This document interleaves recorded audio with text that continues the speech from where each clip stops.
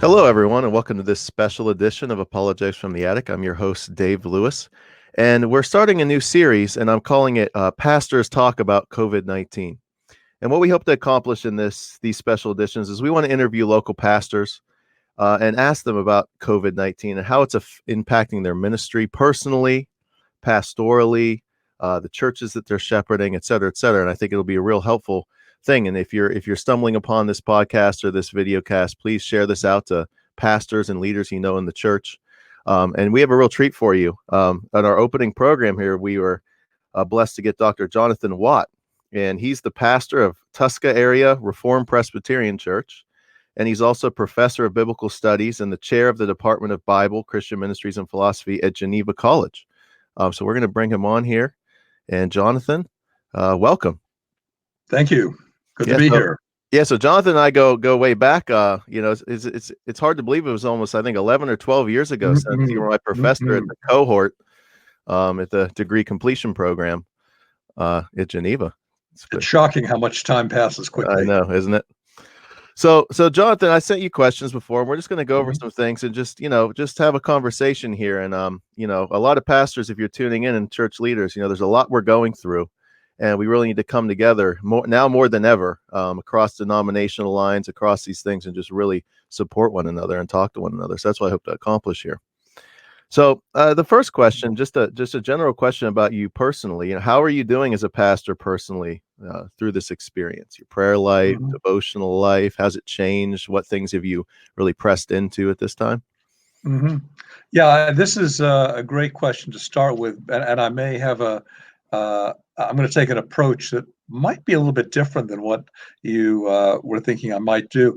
I want to start by saying that for me, I think probably what I would describe as the experience of the past month is very much like what a lot of other people are saying. If I go back, well, actually almost exactly 1 month to the beginning of March, I remember being in meetings at the college. We were just about to go into spring break, and someone raised the question, if this whole COVID situation changes things enough, and we can't meet the rest of the semester, et cetera, et cetera. And I was thinking probably what everybody else was thinking, which is, well, we've been down this road before. We've had Ebola. I'll go way, way back. We've had Legionnaire's disease. We've had H1N1, and so forth. These things come and go, and there's sort of a lot of splash at the beginning, and then at least for us here, not overseas necessarily, but for us here, most of us are untouched by these things. And then a week later, we realized, I think most of us did, oh no, things are very different. And by the time another week had passed, things that we just never thought about. And by the way, the whole term social distancing, is that, I've never even heard that before. I think that's been coined for the situation, at least. It seems that way. The thing that I would say, where I'm going with all this, is I think so much has transpired so quickly that I would describe you said, how am I personally working through this? I would just say, I would describe this as, on the one hand, fully functional, and on the other hand, not so functional. Some people say I feel kind of numb, like I'm just sort of going through the routines, except the routines are all different routines. I'm mostly at home and so forth. And it's I'll say at least a mildly disorienting experience. It's the way you reacted and felt about things, a month and a half ago, you just don't react quite in the same way. I'm not sure exactly the words or the description to put it, but what I'm trying to stumble to say is, I think what probably a lot of other people would stumble to say as well, certain things haven't changed, and yet in a way everything's changed. It's a very strange, weird circumstance we're in. And I found, sort of from my own prayer and devotional life, whatever kind of degree of regularity or whatever you want to call it that I had before, it's been very up and down, meteoric. It's a moment here and then kind of a blank zone there, and then something very intense. I heard this past week of the passing of a close friend of 40 years. He had about a 2-week battle with it, and what do you do with that? There's the loss, there's the the fact that no one gets to visit, there's no funeral, at least not right now. This is just, in a sense, these are the things that have changed. At the same time, certain other things haven't changed. So I would say from my own personal life, it's been not up and down in the sense of bipolar, but up and down in the sense of clarity versus fuzziness. That's how I felt it. And I think a lot of other people are saying something similar. Yeah, yeah. I would use the term disorienting. It's a very disorienting experience for a lot of us. I think that a lot of the things that I used to find solace in terms of patterns in my life and things that I would depend on, this is going to happen consistently every day, and here's my schedule. It's just been taken away, and you realize how much you depend on those things to have a Yeah. like a rhythm in your life. And I think that, yeah, that's a very good way to put it. What do you have a scripture or two that you found especially meaningful, or maybe a portion of scripture or a book of the Sure. Bible? I have a couple. And what I did, if you don't mind, I'm going to actually take on two questions in one here. Mhm. The couple of weeks that we did not meet as a church in the month of March, I put out some short written devotionals to we use our prayer chain newsletter for our church, and I used that. And then in April, what I've been doing is actually doing video recording of messages that we post on Sunday mornings for availability. But one of the in those first two postings that I did by print, the thing, it's a funny verse that kept on coming back to me. That's actually in a couple of places. One of them is in Second Chronicles, and it's referencing the onset of the Babylonian captivity in around number 600 years before Jesus' time. And this phrase, "and the land enjoyed its Sabbaths," is sort of an enforced Sabbatarian experience on Israel, which at least in theory had been doing that for nearly a millennium, and apparently very much not doing it. Maybe their own cycles of work and business. I won't say they were like we are today, but my impression is that there's something like it. And then by virtue of this forced and awful captivity, many people, of course, being killed, the land ravaged, the poorest and the weakest and the oldest and the youngest left behind, and the relatively healthiest carted off to live a whole new life by force in Babylon. And the land gets to take the break that, at least in theory, should have been there every week. I thought to myself, and I'm willing to admit a little bit of guilt on my own part. There are many of us who there are many people who don't know how to work. There's many people who have a harder time laying down work, you know, and I found, yeah, this is like a giant enforced Sabbath where and I don't mean just one day a week. I just mean things that you might have done every day normally and under some degree of pressure. Now they're just not there to be done. And so I think it's the space. I said to someone recently, this is the closest I think I've come yet to some taste of what life might be like a little bit if one were retired. Mm. And not the same, of course, but it's almost a little bit like that. It's why people both love and hate retirement. You know, things change structurally, and you have space where you didn't expect to, and then sometimes you have demands that came in that you didn't think you were going to have either. And that's been this. On the one hand, no, I don't go to the classroom. I don't go into a pulpit physically to preach on a Sunday or maybe in a midweek service of some kind. But I've spent a ferocious amount of time on the internet. No surprise, right? Mm. So anyway, the idea of enjoying Sabbaths and the whole pattern of God works 6 days, He breaks and takes a break on the seventh. The pattern for us, be deeply involved. 6 days work that's a lot of work, right?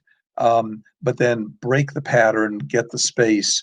That was one of the first things that came to my mind early on in this whole experience. The second that was fairly early on was again, it's a kind of a refrain that comes up in different parts, particularly the Old Testament, of people who are if people will humble themselves and allow themselves to God to work with them, he will attend. He'll be good in this.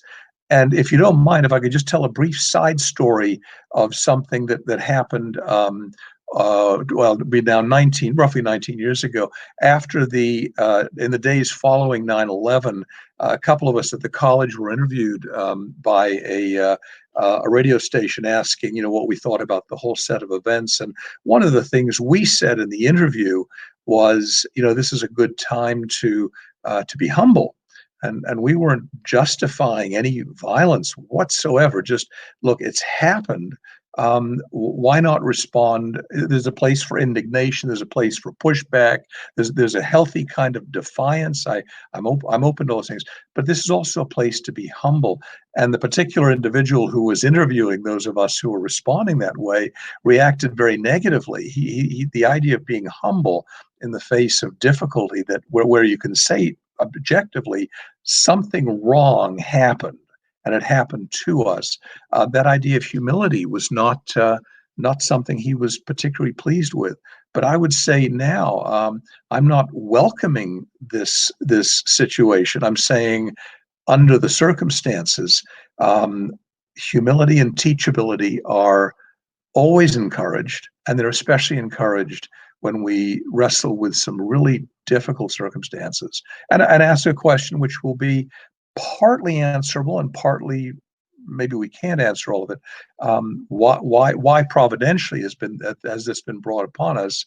And I don't have I mean, I can come up with possible answers, and maybe they have some contribution. But the one thing I know is, whatever the answer to that question is, being humble is a it's just when does that go out of style? I mean, when is that not appropriate? Certainly is appropriate now. Yeah, and I think that the distinction between 9/11 and this event, many people have made that comparison, because they're looking for recent things that have affected the whole nation like this. And I think that one of the reasons why I don't think you're going to see as much indignation is because this is what you would consider a natural evil and not a moral evil. In 9/11, that was caused by the choices of wicked men. This one, now, people are trying to say, well, it was in a lab in China and it was released by men. People are still grasping at that, I think, because they want to blame somebody. But you're right, and that's going to be one of the questions. But it's still on this vein, and it was one of them. You kind of answered it, but could you be more specific? What are some of the idols in the American life that this forced Sabbath? And I thought of that scripture too a couple of weeks ago, the forced Sabbath of the exile. So what other idols do you think this forced Sabbath? And as a pastor, like, what would you really challenge your people to say? What are some things that you need to look at, and what is God showing us about, some idolatry in our life that he's really exposing? Well, that's a great thing to ponder.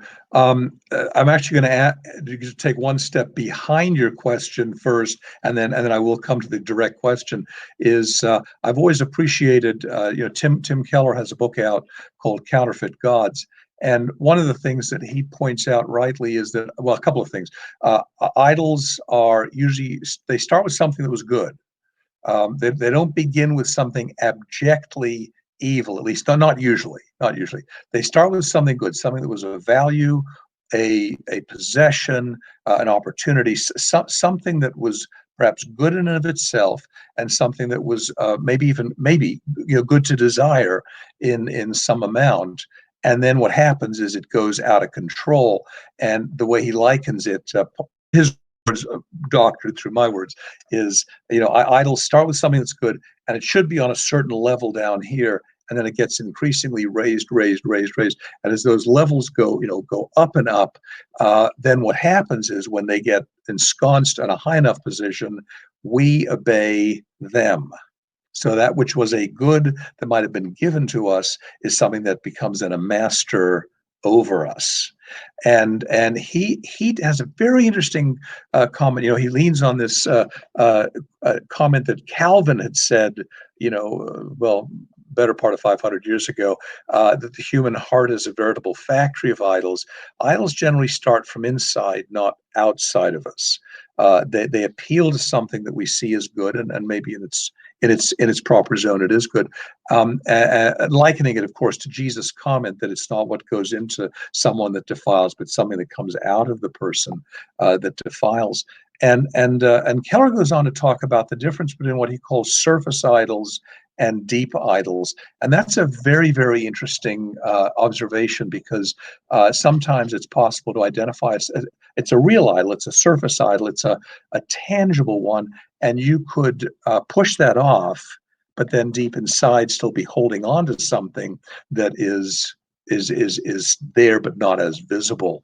I found that a very, very helpful kind of an insight. So with that said, then now directly to your question, idols of the day. Let me do it, if I can, just from a distinctly middle class Western experience, because I'm sure different cultures will have their different contributions. Some of which may be the same and some different from ours. But we are enjoying, just relatively speaking to the world's experience, massive amounts of freedom, massive amounts of opportunity, massive amount of relative comfort, massive amount of property. Again, I'm making a generalization. I know it doesn't apply to every single individual, but we have been given so much, and I would say many of us rightly say, look, even though something is given to us, we also have a healthy ethic. We don't just sort of take or just get, but often we are involved in working towards what we get. But of course, you only get the fruit of your work if there's a circumstance that makes it possible to have it.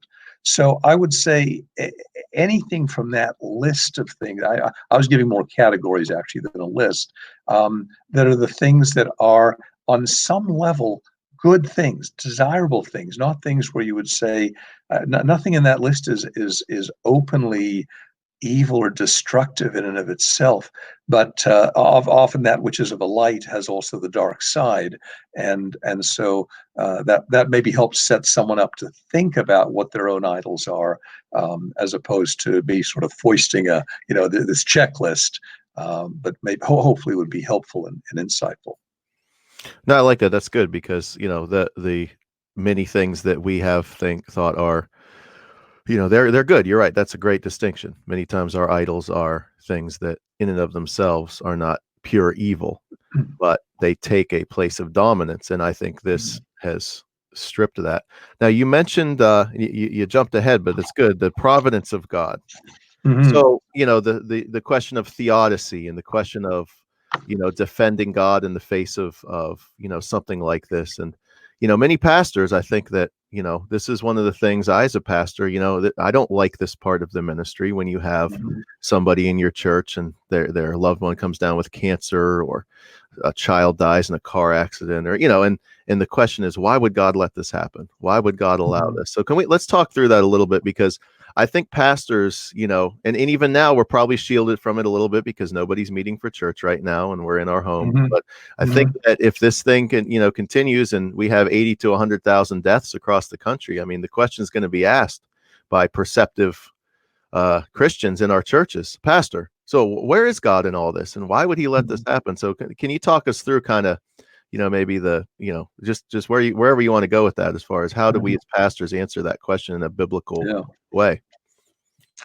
Yeah, and it's something that comes up, of course, in all of our lives, much of the time, because it may not be a collective hard experience that we face, but it may be just an individual one, or a relatively more private one. I'm actually going to take the tough question and make it actually a little bit tougher, if I may. And I want to be very careful, because one can overstate something, but rather than saying God allows it, and that's true, there is on some level a providential will. God is not surprised, as you know. I know you know what I'm saying here.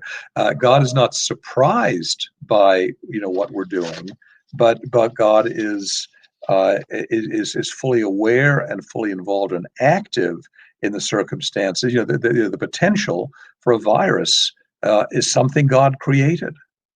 So he would have created, what it looks like in the original design. I don't know, but these are not surprises that come along the way to God, but they are part of the things that in some level fit into the mind and the planning of God. I like to think of lots of things in life as judgment. That judgments may come in response to a particular situation or a particular act, and then sometimes things come as judgments in a collective way. Now, because we're Western, we tend to think of individuals. A bad thing happens to me. Am I being punished for a particular thing I did? The answer is potentially yes. Although I also like to come to this interesting little dialogue Jesus has in John chapter 9, as he and some of the apostles are meandering through Jerusalem, and they come across this man who has been blind since birth. And before they even reach him, and the whole story opens up, it's a fascinating story. But even before the story opens up, the question comes to Jesus: who sinned, this man or his parents, in order that he was born blind? And Jesus gives what I like to playfully call a non-answer answer. Right? He says, well, it's neither his sin in particular nor his parents' sin in particular, but so that the glory of God can be demonstrated, which tells us something, but then leaves unanswered a number of things and Jesus just doesn't answer them, at least not in the way that they were looking for it. So, in one sense, I would say all of life's difficulties are on some level their judgment, their response to the fact that as human beings in the experience in which we are in, we are not only participants in a general way of a flawed and fractured world. Our own image of God in us, someone else came up with this metaphor, we're like a cracked mirror. The mirror still reflects. The image of God is still being reflected, but in a broken, irregular, and askew manner. So there's often a general judgment that's going on that says, look, as Jesus said, in this world you will have trouble, because we're part of that experience. One of the people who is striking to me, it fits well here, 17th century British Puritan John Owen, who is known for a number of things. One of them is a three-part work on sin, including probably the best known part is called The Mortification of Sin. Here's a man who is deeply in touch with matters of the soul, a man who is working very hard to be both pastoral as well as educational in his connections with Oxford College, a man who has a family, and in the course of his life will go on to not only bury most of his children, but also his wife. And then years after that, the one child who's been living elsewhere, and now adult, has a failed situation, comes back with child, and then she dies. And you think, how does a man who surely was a man of the soul and the man of a heart for God have that level of anguish, which I don't think any of us can imagine? There's obviously a bigger picture that we get maybe to answer little pieces here and there. We all want bigger pieces. I certainly, and I think most people do, but it may be that we're left with some things sufficiently veiled. We're only going to get those little pieces of answers and nothing more. I will say this, that there is I don't say this lightly, there is a necessary part of human growth which lies in pain. And I don't want to say to someone, here's why God has brought pain into your life. All I can, because I don't normally know the answer to that, I can say, with it happening, it may be that some of the most significant steps of maturity and growth and of reworking of the human soul, in fact, will take place in the course of pain. That much I think I can say. And one of the questions I like to pose to my students, it's a two-part. They don't know where I'm going to go with this. I'll say to them, I say, think about someone who has profoundly influenced your life. And I just, everybody does this privately. And I say, think about someone who's profoundly influenced your life. All right. Now hold on to that. Now I've got a second question. To the degree that you know that person, who got to a maturity position that they were to be deeply influential, probably in other people's lives as well as yours. Did they suffer in their life? I have yet to have anybody ever say to me, well, no, they got to be great and influential and they had a very smooth and happy life. So the fact is, Jesus humbled himself, becoming obedient to the point of death, even death on a cross, again, kind of beyond the imagination for most of us. And then it was glorified to sit at the right hand of God. And as believers, we in different ways and in different promptings are invited to participate in those sufferings. And this may be, well, not maybe, this is one of those potentials for joining in those sufferings. That's great. That's great. So, church life. So that's the last set of questions. So, um, you know, as a pastor, what have been your greatest challenges during this time when you can't meet together with your people? You can't, like you said, preach from a pulpit. What are some of your the biggest challenges that you're of that aspect? I'll give you the one single biggest challenge thus far, and I'll go to a second, which is small by comparison. The big challenge is if you have someone who is critically ill and possibly dying during these weeks, it means you probably cannot and should not visit them. Now, thankfully, there's things like FaceTime, Skype, and all the other kinds of social media. So there are ways to at least minimize that. I have two parents. One is shortly to turn 90. The other soon will be 94, and they're living in different parts out of state. But normally, I'd like to go up and just see them. Obviously, I can't, shouldn't, and won't. And so that the access when there's profound need and deep illness. The loss of my friend this past week, we will not be getting together, at least not anytime soon, to remember him in his life. That is by far the hardest. Second hardest, but still a distance away down the pike, is just the routines of getting together. Fellowship is great. I mean, how many churches do you know have a worship service, and then after the service, people don't leave. They just want to spend time with each other. It's a great way to go. And so we're having to obviously find the substitutes, all the electronic media options, or occasional meeting up at a distance, those kind of options. That can be done. And when you know it's only for a limited amount of time, that's a much easier thing to handle, at least, than some of the more pressing and dire ones. But boy, it's changed for all of us, hasn't it?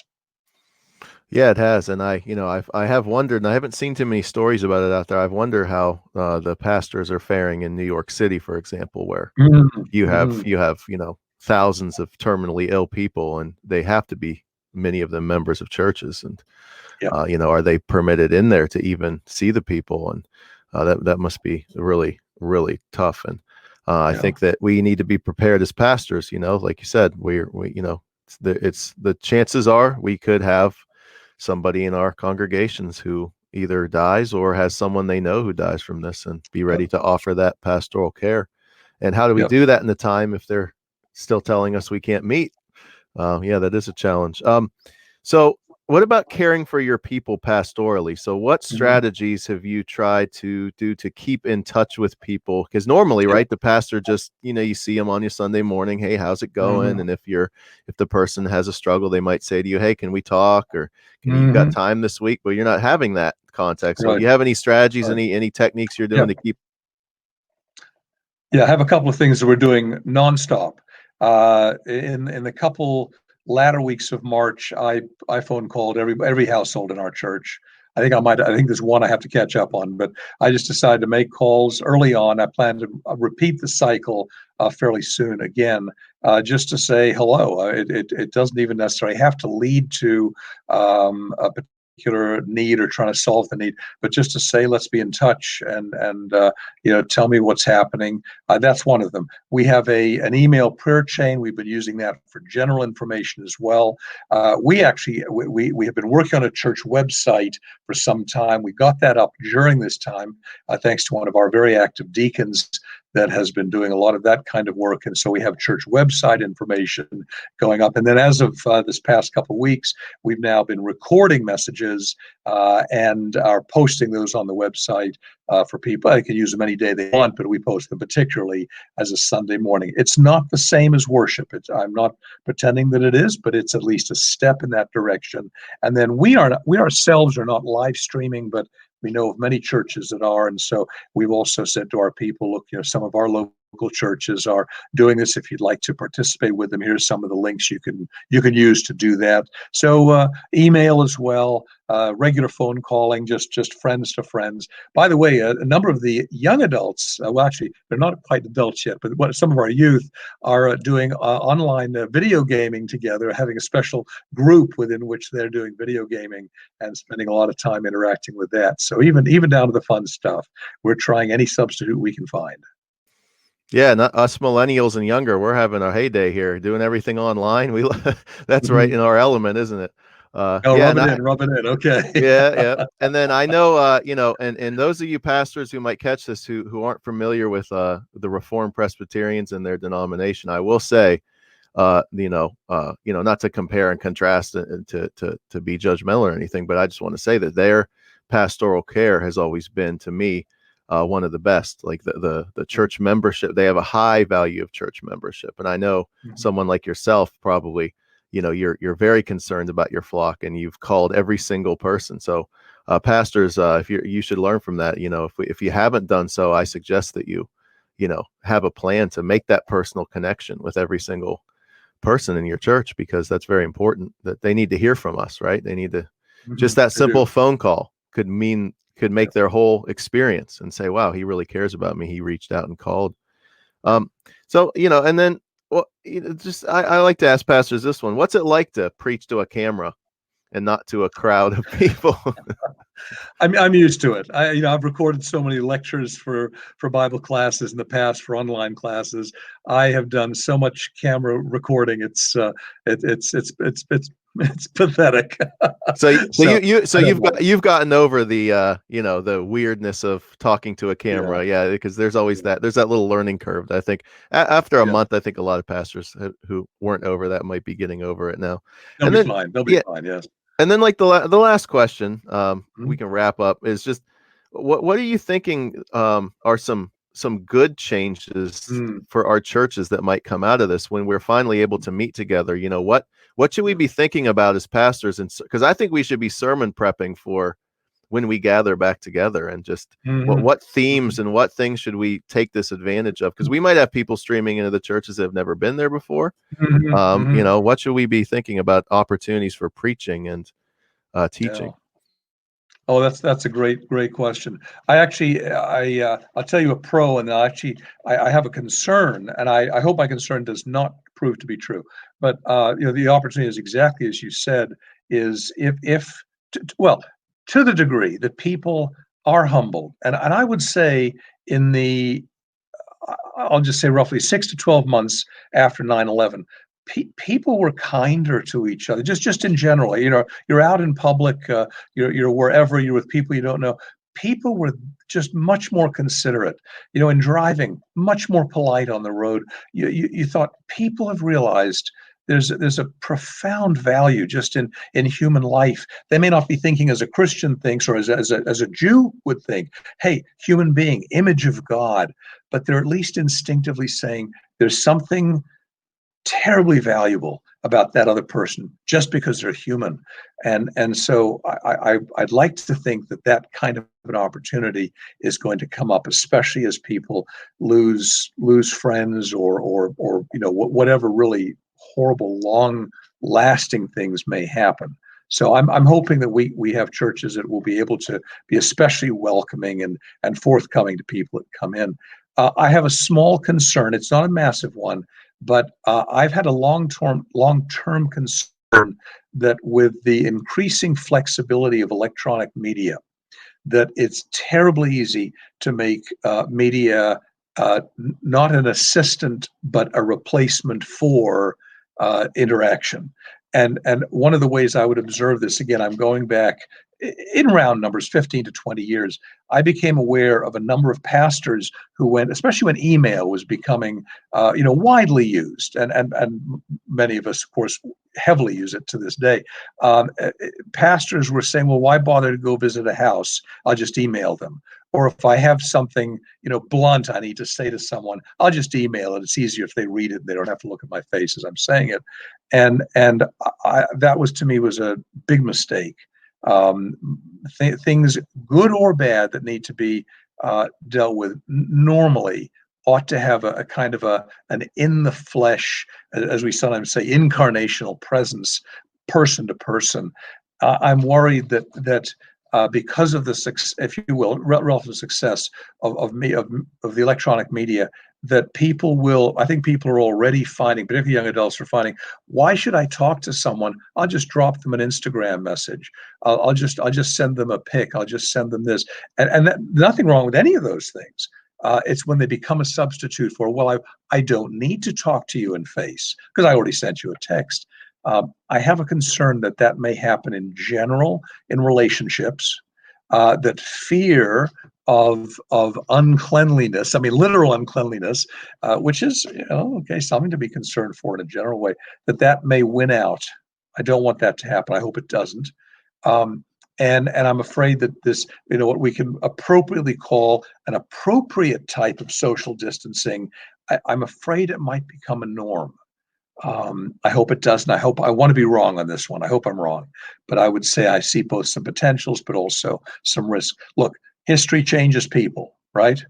We usually, people design history, people create history. Of course we do. But then as people experience history, it changes the way we see. So I hope that we won't let it change us, that this present history zone that we're in will not change us in thoughtless kind of ways, but we'll analyze it and pull it apart and take some good from it, and then also say, but I also need to do some other things now that I'm capable of doing them once again, and I hope people will do that. Yeah, and that's the email, the problem of email in pastoral care in 20 years ago. I never thought of that. That's because now someone my age is like, email. What do you mean email? Like you said, we got all this other stuff, and I think I can see in God's providence what this might do is this might show us in a way we've never seen before the shallowness of the social media, because we're trying to replace coming together with the social media. And I think that a lot of people are finding it to not, so in other words, when we do come back together, I'm hoping we'll value it more than we would have. But I agree. I think that, there's a lot of people my age or younger that they would like to just curl up on their sofa in their pajamas and then, and I'm watching a live stream, but you see, I have no commitment to, I could go in and out. You don't know if I'm watching it or not, Pastor. You don't have any accountability. You don't know if I'm watching your sermon, but yeah, there's a lot of issues, but I think that's good. So once again, our guest was Jonathan Watt, and thank you, sir, for your time. We appreciate it. And thank you. And anyone who's caught this episode, please share it on to your pastor friends and leaders in the church or whoever else you think would benefit from it. And so thank you everyone for joining me on this edition of Apologetics from the Attic.